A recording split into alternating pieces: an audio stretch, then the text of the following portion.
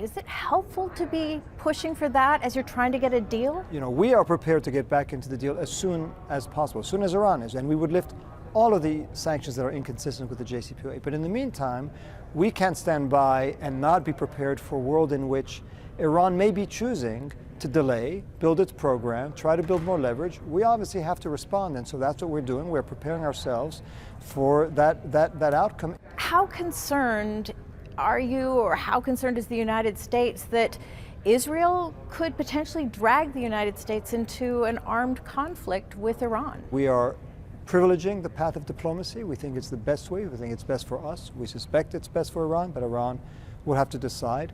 But as President Biden and Secretary Blinken have both said, if Iran chooses, despite our diplomatic offer, to take a different path, then we'll have to use the tools at our disposal to make sure that Iran does not acquire a nuclear weapon.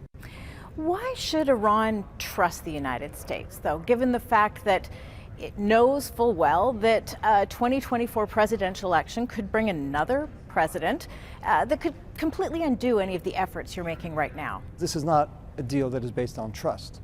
And so it's not, we don't trust the Iranians don't trust us. And what happened when the U.S. withdrew from the deal is that Iran started ramping up its nuclear program. That's why President Biden is back and has given us the mandate to try to get back into the deal. And he would not be expending this political capital and making this effort if his goal was to come in and then withdraw. Of course, we don't know what a future president will do. We don't know what the future Iranian leadership will do, but we think that it's in our mutual interest to get back in the deal. Would the United States be willing at any point to meet face-to-face with Iranian negotiators? We're prepared to meet with them face-to-face. We think it's far superior to indirect negotiations when we're dealing with something this complex, with so much mistrust, with so much potential for misunderstanding. So we've said we'll meet at any time in any place.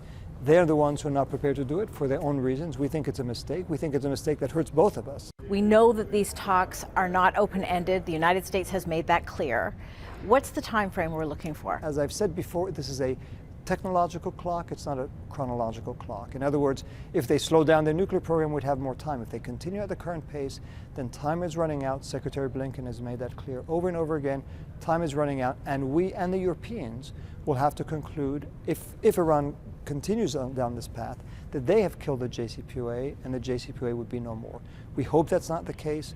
We are fully committed to a mutual return to compliance with the JCPOA.